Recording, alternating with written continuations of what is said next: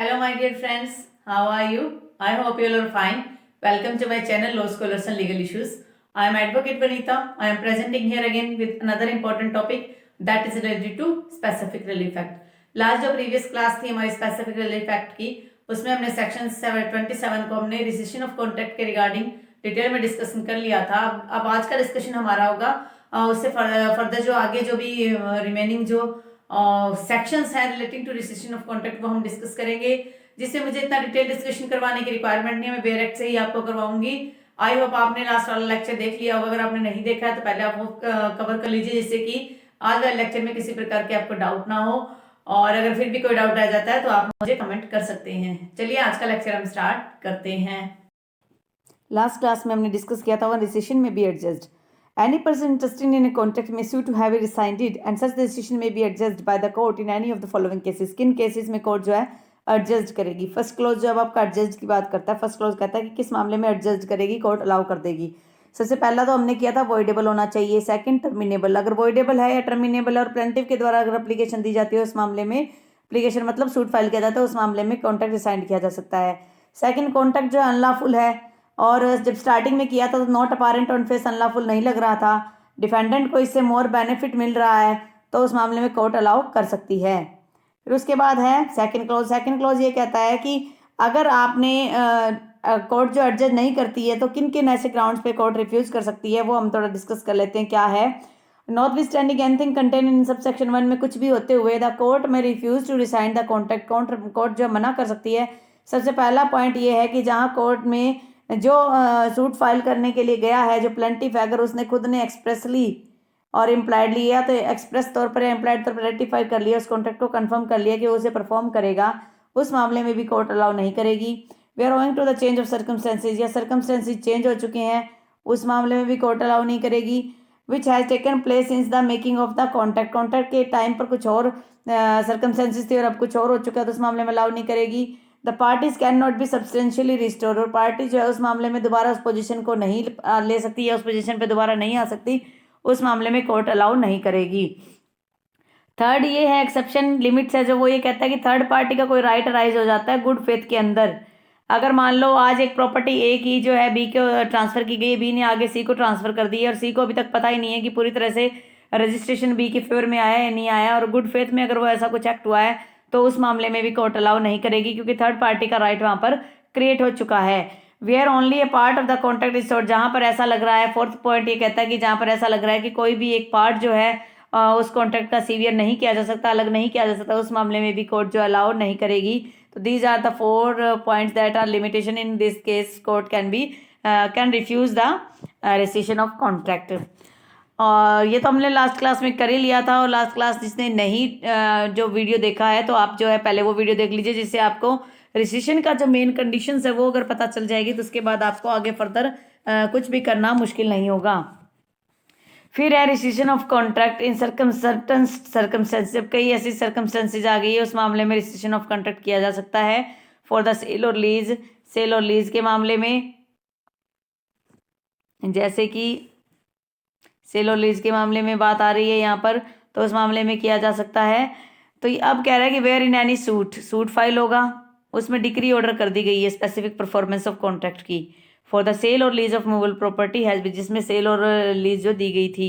And the purchaser और lessee does not, और purchaser और लीजी क्या करते हैं, does not within the period allowed, जितना टाइम दिया गया है उस पीरियड में अगर वो अलाउड पेमेंट जमा नहीं करते हैं या कुछ और जो भी कोर्ट ने ऑर्डर किया था वो अगर जमा नहीं करते हैं, द वेंडर और लीजी में apply in the same suit in which the decrease made. अब क्या करेगा वेंडर, मतलब जिसने बेचा है प्रॉपर्टी को, या लीजी जिसने लेजर जिसने लीज पे दिया है, वो अगर क्या कर सकता है सेम सूट में ही जिसमें डिक्री पास की गई थी उसी में ही अप्लाई कर सकता है रेसिशन ऑफ कॉन्ट्रैक्ट के लिए। फिर कह रहा है to have the contract rescinded and on such application the court में, और उस एप्लीकेशन पे कोर्ट क्या कर सकती है, रिसाइन कर सकती है। अगर कोर्ट को लगता है कि इसमें कोई डिफॉल्ट है तो उस मामले में कोर्ट रिसाइन करने के ऑर्डर दे देगी। ये है डिक्री के बाद। अगर आप इसको दूसरे सेंस में समझते हो तो दूसरे सेंस में आप इसे क्या लेकर आओगे कि मान लीजिए कि एक कोई सूट फाइल हुआ था, बी के फेवर में ऑर्डर आ गया, डिक्री आ गई है, डिक्री आ गई। अब डिक्री आ तो गई है लेकिन कोर्ट ने ये कहा था कि जो मकान की कोई डीलिंग हुई थी, जो अर्नेस्ट मनी था, जो स्टार्टिंग में या परचेज का जो अमाउंट दिया गया था, वो पेमेंट वापस कर दी जाए। मान लो 31 दिसंबर तक वो पेमेंट वापस करनी है और 31 दिसंबर तक अगर वो पेमेंट वापस नहीं की जाती है तो उस मामले में प्लेंटिफ जो है कोर्ट में अप्लीकेशन लगा देगा, सूट फाइल कर, उसी सूट में रेस्ट्रिक्शन ऑफ कॉन्ट्रैक्ट के रिगार्डिंग अपना जो है पक्ष रख देगा। फिर कहता है वेयर कॉन्ट्रैक्ट रिसाइन, अगर मान लो सब सेक्शन 1 के अंदर कॉन्ट्रैक्ट रिसाइन कर दिया गया है तो कोर्ट क्या कर सकती है, सेल डायरेक्ट द परचेजर और lessee if he has obtain position of the property. अगर मान लो सबसे पहले क्या करेगा, अगर पोजेशन मिल लिया है, मान लो ए ने बी को प्रॉपर्टी बेची और अब कोर्ट के अंदर बी को जो है कोर्ट के बाहर ही बी को उसका पोजेशन भी मिला हुआ है, तो कोर्ट उसके साथ साथ ये भी कह सकती है कि जो पोजेशन बी के पास है कि जो परचेज मनी तो आप वापस करोगे ही करोगे, लेकिन साथ ही साथ आपको पोजेशन भी छोड़ना पड़ेगा। तो to restore such possession to vendor और लेजर, जो लीज पे जिसने दी थी प्रॉपर्टी या जिसने बेची थी उनको जो है रिस्टोर करने के लिए कहेगा कि उनको जो पोजेशन वापस दे दिया जाए। फिर सेकंड कह रहा है कि may direct payment to the vendor, vendor को कहेगा कि तो पेमेंट करे, जो भी रेंट्स और प्रॉफिट जो उसके रिगार्डिंग आए थे उस प्रॉपर्टी के रिगार्डिंग पोजेशन के टाइम पर वो भी वापस करे। तो वो जो है उसके अंदर रिफंड की बात भी कोर्ट कह सकता है सेकंड पॉइंट में। पर फर्स्ट पॉइंट में क्या है, इतना ही इंपॉर्टेंट है रिस्टोर सच पोजेशन, और सेकंड में आप कह सकते हो रिफंड। सिंपल लैंग्वेज में अगर आप समझो तो आप कह सकते हो रिफंड, कोर्ट जो है रिफंड करवा सकती है। फिर अगला पॉइंट कहता है, इसमें ये बात भी कह रखी है कोर्ट ने कि if the just end of the case of require, अगर ये लगता है कि जरूरी है उस मामले में ही कोर्ट अलाउ कर देगी, अदरवाइज नहीं करेगी। मान लीजिए ए है, ए ने बी को प्रॉपर्टी सेल की, बी ने क्या किया, पेमेंट दे दी, पे कर दिया, बी को क्या मिला, पोजेशन मिल गया। अगर पोजेशन मिल जाता है तो कोर्ट कह सकते हैं कि आप पोजेशन वापस कीजिए और आप जो है परचेज मनी जो है वो आप इसे बी को वापस लौटाइए। दोनों काम जो कोर्ट कह सकती है।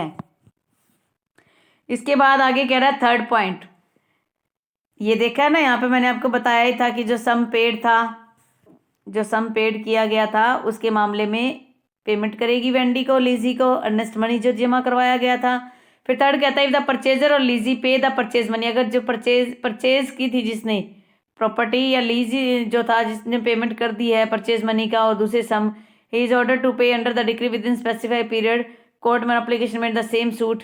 अब उसी सेम सूट के अंदर कोर्ट जो है क्या फर्दर रिलीफ दे सकती है, कोई और रिलीफ क्या दे सकती है जो वो एंटाइटल है। अप्रोप्रिएट केसेस का मतलब है कि अलग अलग मामले में अलग अलग जो है कोर्ट प्रोवाइड करेगी। फर्स्ट कह रहा है कि the execution of A proper convenience और लीज बाय द वेंडर और लीजर, जो वेंडर है बेचने वाला था प्रॉपर्टी का या जिसने लीज पे दी है, अब वो क्या करेंगे, कन्वीनियंस, प्रॉपर कन्वीनियंस, कन्वीनियंस का मतलब प्रॉपर लिखा पढ़ी के साथ जो है पेमेंट वापस करेंगे और उसका जो एग्जीक्यूशन प्रॉपर वे में होगा। The delivery of position, delivery दी जाएगी पोजीशन की या उसका कुछ पार्टीशन होना है या सेपरेट पोजीशन देना प्रॉपर्टी का, वो भी कन्वीनियंस में होना चाहिए। कन्वीनियंस का मतलब है पूरा प्रॉपर तरीके से रजिस्टर्ड फॉर्म में लिखा पढ़ी के साथ होना चाहिए। फिर फोर्थ पॉइंट कहता है कि नो सेपरेट सूट, अब इस फोर्थ पॉइंट में इंपॉर्टेंट है, no separate suit in respect of any relief which may be claimed under this section shall lie at the instance of vendor. कह रहे हैं वेंडर और परचेजर की तरफ से लेजर या लीजी की तरफ से दोबारा कोई भी सेपरेट सूट फाइल नहीं किया जा सकता। अगर कल को वो कहते हैं ना, उनके मन में आ जाता है जी हम तो रजिस्ट्रेशन ऑफ कॉन्ट्रैक्ट के रिगार्डिंग नया सेपरेट फाइल करेंगे, सेपरेट सूट फाइल करेंगे, तो वो भी अलाउ नहीं किया जा सकता उनके मैटर में। तो ये बात इस तरीके से, एक तरीके से आप कह सकते हो इसमें एक तरीके से बार है, ये किसी भी तरीके में बाद में जाके आप अलाउ नहीं कर सकते। सबसे पहले रजिस्ट्रेशन ऑफ कॉन्ट्रैक्ट का सूट फाइल कर सकते हो, उसके बाद सूट फाइल किया गया स्पेसिफिक परफॉर्मेंस के रिगार्डिंग, आपने फिर उसके अंदर डिक्री ऑर्डर होगी। ये डिक्री के ऑर्डर होने के बाद जो परचेज मनी था या जो अमाउंट वापस नहीं दी गई है तो उसके बाद क्या कर सकते हैं, सूट फाइल किया जा, उसी सूट के अंदर फर्दर एप्लीकेशन लगाई जा सकती है रजिस्ट्रेशन ऑफ कॉन्ट्रैक्ट के लिए। ये registration of contract after decree है। रजिस्ट्रेशन ऑफ कॉन्ट्रैक्ट कितने प्रकार से होता है, before passing a decree and after passing a decree. You can divide it into 2 parts. First, जब आप एग्जाम में आंसर लिखते हो फर्स्ट आप लिख सकते हो registration at the starting stage, at the first stage, at the before the passing of a decree, before the order of a decree. बिना ऑर्डर के, डिक्री के ऑर्डर के बिना आप रजिस्ट्रेशन करवा सकते हो बाय फाइलिंग ए सूट, और after decree you can also resign the contract in that particular suit in which the decree has passed. उसी सूट में करवा सकते हो जिसमें वो डिक्री पास हो चुकी है, अगर आप ये सोचते हो कि मुझे कुछ नया इसमें इंक्रीज करवाना है, कुछ नया मैं हासिल कर लूँ, तो ऐसा आप कुछ भी नहीं करवा सकते।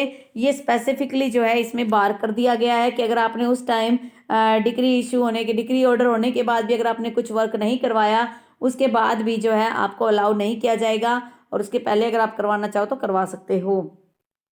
फिर बात आती है कोस्ट। कोस्ट होता क्या है? जो कुछ भी हर्जाना है किसी पार्टी को देना है, मान लो किसी का कोई एक्स्ट्रा खर्चा लग गया जो लगना नहीं चाहिए प्लेंटिफ का डिफेंडेंट का, उस मामले में कोस्ट जो है कोर्ट ऑर्डर कर सकती है, but that can be discretion, ये कोर्ट की डिस्क्रिशन है। इसके अंदर जो है कोस्ट के साथ साथ कोर्ट जो है कंपनसेशन भी दे सकती है। अगर आप देखो तो सेक्शन 28 जो स्पेसिफिक रिलीफ का, ये एक ऐसी रेमेडी प्रोवाइड करता है जिसके अंदर डिक्री हो चुकी है स्पेसिफिक परफॉर्मेंस के रिगार्डिंग सेल या लीज में, और उसमें अब फर्दर कोई एप्लीकेशन अगर नहीं डाली गई है तो फिर दोबारा आप उसमें अप्लाई नहीं कर सकते। यानी कि जो डिग्री पास होगी वो स्पेसिफिक परफॉर्मेंस के रिगार्डिंग होगी। अगर आपके माइंड में क्वेश्चन आ जाता है कि हम रिसाइंड की डिग्री पास होगी क्या मैम ये, या स्पेसिफिक रिलीफ की, देखिए ये स्पेसिफिक परफॉर्मेंस ऑफ कॉन्ट्रैक्ट की डिग्री पास करेगा कोर्ट। अगर रिसाइंड की बात आती तो वो तो फर्स्ट जो है 27 जो सेक्शन है उसमें आ ही जाता, फॉल कर जाता और रिसाइंड कर दी जाती। लेकिन अभी यहाँ बात आ रही है डिग्री तो जब होगी ना, जब फाइनल हियरिंग होती है, जब आप डिग्री का डेफिनेशन देखते हो सेक्शन 2A में, section 2A of civil procedure code, उसमें डिग्री का मतलब है कि दो पार्टीज होनी चाहिए, और मेन पॉइंट उसमें होता है एडजुडिकेशन होना चाहिए। एडजुडिकेशन का मतलब है दोनों पार्टी को प्रॉपर मौका दिया गया है अपने एविडेंसेस देने का, आर्ग्यूमेंट्स का, तो हियरिंग के लिए मौका दिया गया, हर प्रकार का जब मौका दिया गया और फिर वेटेज ऑफ एविडेंसेस को किया गया कोर्ट के द्वारा, तब ये लगा कि हाँ इसके अंदर अब डिग्री पास होनी चाहिए, तो उस मामले में कोर्ट डिग्री पास करेगी। प्रॉपर प्रोसीजर फॉलो किया जाता है। जो सेक्शन 28 जो है ना, वो एक तरीके से डिस्क्रिशनरी पावर भी बताता है कोर्ट की। इसमें लास्ट जो क्लोज कह ही रहा है डिस्क्रिशन ऑफ द कोर्ट है, तो कह रहा है कि जो डिग्री है इसमें स्पेसिफिक परफॉर्मेंस की, वो प्रिलिमिनरी डिग्री भी हो सकती है। Decree can be of 2 types, mainly preliminary and final, as well as partly preliminary and partly final. कह रहा है कि प्रिलिमिनरी भी हो सकता है। प्रिलिमिनरी का मतलब स्टार्टिंग में भी स्पेसिफिक परफॉर्मेंस हुआ नहीं है, लेकिन उससे पहले प्रिलिमिनरी डिग्री दे दी है कि आपको पोजीशन वापस कर दिया गया है, पोजीशन रिस्टोर बैक कर दिया गया है, तो एक तरीके से प्रिलिमिनरी डिग्री पास हो गई है। उस टाइम भी आप सूट जो है रजिस्ट्रेशन ऑफ कॉन्ट्रैक्ट का फाइल कर सकते हो। हालांकि जो ये एक तरीके से स्पेसिफिक परफॉर्मेंस एक्ट जो होता है, एक तरीके से आप इसे इक्विटेबल रेमेडी का ही कह सकते हो, इक्विटी पर बेस्ड होता है, ये कोर्ट की डिस्क्रिप्शन होती है। अगर कई बार क्या होता है कि मान लो एक ऑर्डर कर दिया कोर्ट ने कि आप जो है परचेज मनी वापस कर दीजिए, लेकिन किसी ऐसी प्रॉब्लम की वजह से जो पार्टीज है वो मनी वापस नहीं कर सकती है, रिफंड नहीं करवा कर सकती है, उस मामले में कोर्ट जो है टाइम भी अलाउ कर सकती है। तो ये भी डिस्क्रिशनरी पावर है जो कोर्ट के पास है। तभी तो कहा जाता है कि जो सिविल केसेज होते हैं वो कई कई साल क्यों चलते हैं, इसी रीजन से तो चलते हैं क्योंकि कोर्ट्स के पास डिस्क्रिशनरी पावर बहुत ज़्यादा होती है, हाई लेवल की होती है, और अगर कोर्ट को लगता है तो कोर्ट जो है उसे फर्दर टाइम एक्सटेंड करते रहते हैं, जिसकी वजह से ही डिले हो जाता है, और जो एक्चुअल में जो सफर्ड पार्टी है वो एक्चुअल में बहुत ज़्यादा सफ़र होती रहती है। अब बात करते हैं हम सेक्शन 29 की। सेक्शन 29 क्या कहता है? सेक्शन 29 अब ये कहता है, सेक्शन 29 और 30 दो ही सेक्शन आज हम करेंगे। नेक्स्ट क्लास में हम कैंसिलेशन ऑफ इंस्ट्रूमेंट करेंगे, that is also very important part of specific relief act. Without that you can not complete the specific act, because in the pre as well as in the main examination the questions were asked by the authorities on cancellation of instrument a lot of time कई बार पूछा जा चुका है, तो हमें भी cancellation of जो instruments है उसको हम रिजेक्ट नहीं करेंगे। उसको हम आप ये नहीं कह सकते कि उसकी क्वालिटी नहीं है या उसको इंपॉर्टेंस नहीं देंगे, हम उसको भी प्रॉपरली पूरा इंपॉर्टेंस देंगे। तो अगला कह रहा है कि alternative prayer for rescission in suit for specific performance में अल्टरनेटिव प्रेयर की बात आ रही है। A plaintiff instituting a suit for specific performance of a contract in writing। अब बात आ रही है कि सबसे पहली चीज इसमें क्या है, ऑल्टरनेटिव प्रेयर की बात हो रही है कि कोर्ट जो है ऑल्टरनेटिव प्रेयर में आप कोर्ट में अलग से कुछ डिमांड कर सकते हो। स्पेसिफिक परफॉर्मेंस आपने मांगा, उसके बाद कोर्ट में क्या कर सकते हो आप, performance of a contract in writing में pray alternative that if the contract can not be specifically rescinded. कह रहा है कि अगर उसे स्पेसिफिकली आप एनफोर्स करोगे तो सबसे पहले आपको क्या करना पड़ेगा, बिना रिसाइंड के आप एनफोर्स नहीं करवा सकते, and deliver up to be, या उसे कैंसिल करना पड़ेगा। And the court if it refuse, अगर कोर्ट मान लो उसे रिफ्यूज कर देती है, मना कर देती है कॉन्ट्रैक्ट को एनफोर्स करने के लिए, तो फर्दर जो है रिसाइंड करने की बात कहेगी कॉन्ट्रैक्ट को और अपना जजमेंट डिलीवर कर देगी। कहने का मतलब ये है कि मान लीजिए ये जो 29 डिसीशन का मेन राइट किसके पास है? प्लेंटिफ के पास। और यहाँ भी स्पेसिफिकली आपको बताया हुआ है कि प्लेंटिफ कर सकता है। ऑल्टरनेटिव प्रेयर की बात करेगा, कोई स्पेसिफिक परफॉर्मेंस की बात कर रहा है, ऑल्टरनेटिव प्रेयर की बात कर रहा है, तो कह सकता है कि जी आप स्पेसिफिक परफॉर्मेंस के साथ साथ इसको रिसाइन कर दीजिए, क्योंकि बिना रिसाइन करे ही बिना रिसेशन ऑफ कॉन्ट्रैक्ट के स्पेसिफिक परफॉर्मेंस परफॉर्म नहीं की जा सकती। तो इस मामले में कोर्ट की डिस्क्रिप्शन भी है, कोर्ट अपने आप भी कह सकती है और प्लेंटिफ की एप्लीकेशन भी कह सकती है। अब बात आती है सेक्शन 30 की। Court may require parties rescind to do equity. Court को लगता है कि रिसाइंड होना चाहिए तो इक्विटी पे बेस्ड अपनी डिस्क्रिशनरी पावर का यूज करते हुए एक फाइनल जजमेंट देगी, जिससे कि जस्टिस डिलीवरी सिस्टम अफेक्ट ना हो और पूरी तरह से जस्टिस प्रोवाइड किया जा सके। On adjusting the rescission of a contract, जब रिसेशन ऑफ कॉन्ट्रैक्ट को एडजस्ट करने की बात की जाती है, court may require the party to whom such relief, जिस पार्टी को रिलीफ ग्रांट किया गया था टू रिस्टोर, उसको रिस्टोर करने की बात कर सकती है। As far as may be any benefit which may be receive from the other party, या दूसरा बेनिफिट जो है कोर्ट के द्वारा दिया नहीं गया लेकिन पार्टियों ने पहले से ही डिराइव कर लिया है, तो कंपनसेशन की भी जो है ऑर्डर कर सकती है। मान लीजिए ए ने बी को मकान दिया और उस मकान का पोजीशन बी के पास है, उसमें क्या 3-4 कोठियाँ 3-4 मंजिलें बनी हुई है, उसमें रेंट आता था। वो रेंट भी अगर बी ने एक्सरसाइज कर लिया था, गेन कर लिया था, तो उसमें कोर्ट जो है किसकी डिमांड कर सकती है? कैन ऑर्डर फॉर कंपनसेशन, वो कंपनसेशन का ऑर्डर कर सकती है। तो यही बात कह रहा है सेक्शन 30। तो इसके अलावा इसमें कुछ इतना इंपॉर्टेंट नहीं है जो मुझे बताना जरूरी है। जितना मुझे इंपॉर्टेंट लगा उतना मैंने आपको कवर अप करवा दिया है। नेक्स्ट हमारा जो लेक्चर होगा वो लेक्चर होगा हमारा कैंसिलेशन ऑफ इंस्ट्रूमेंट पे। उससे पहले आप स्पेसिफिक रिलीफ एक्ट के प्रीवियस जो लेक्चर्स हैं उनको भी आप देख लीजिए, जिससे फर्दर आपको किसी प्रकार का इश्यू ना हो। अगर फिर भी कोई डाउट आ जाता है तो आप मुझे कमेंट कर सकते हैं।